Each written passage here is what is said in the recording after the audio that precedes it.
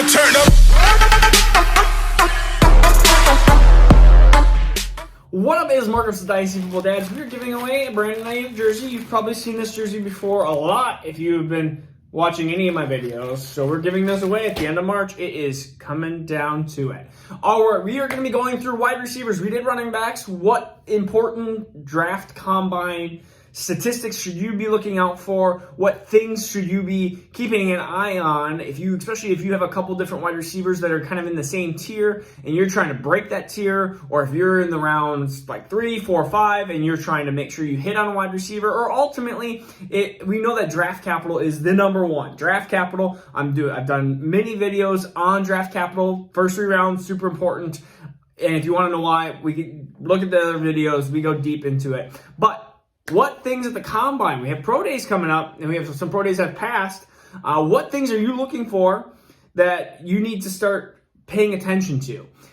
So there's 1, 2, 3, 4, 5, 6 things. 6 things that we're going to ultimately go for. So 100%, that would be if 100% mattered. So let's just say if we said 40-yard dash was the only thing that mattered, then that would be the only thing you would draft based off of. 40-yard dash is part of this, but it's 16%.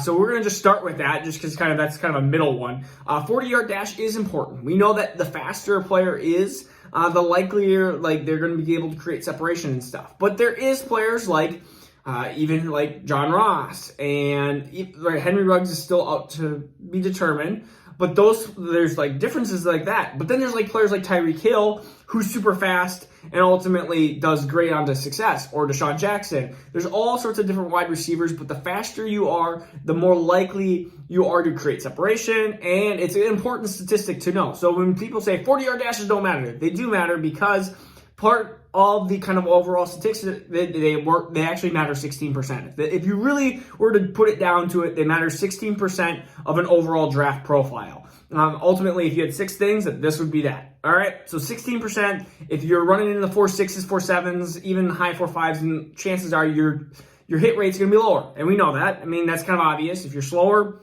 your chances are less.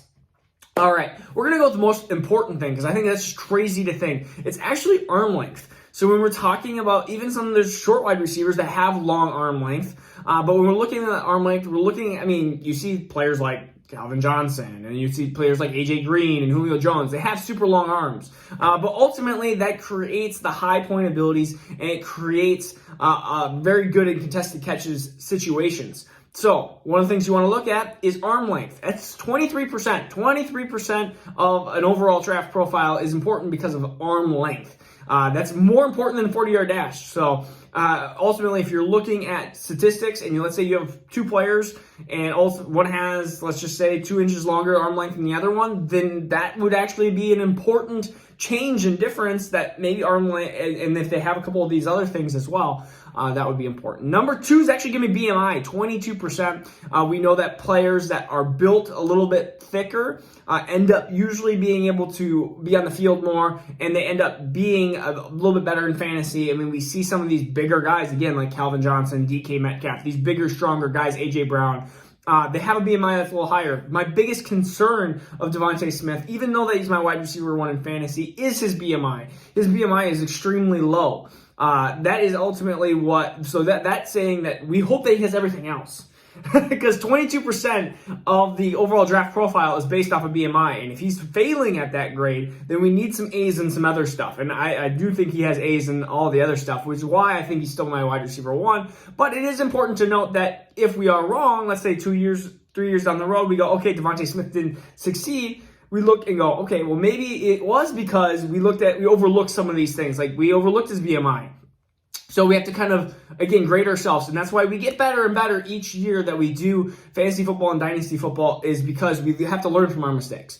Anyway, so that's 1, 2, 3. Okay, actually, the third best one is 3-cone. So we looked at 3-cone. We saw some crazy 3-cones and speed and everything like that. We're talking about Chase Claypool. We're talking about Denzel Mims. These are type of wide receivers that we look and we go, okay, wow, they are quick in short areas. That is what you're looking for when it comes to 3-cone. You want lateral quickness, and we talked about how running backs are important with lateral quickness as well. But that's going to be 19% of the grades. We have 23, 22, 19, 16, and then we have 2 left, which is 15 15% and 5%. So 15% is going to be hand size.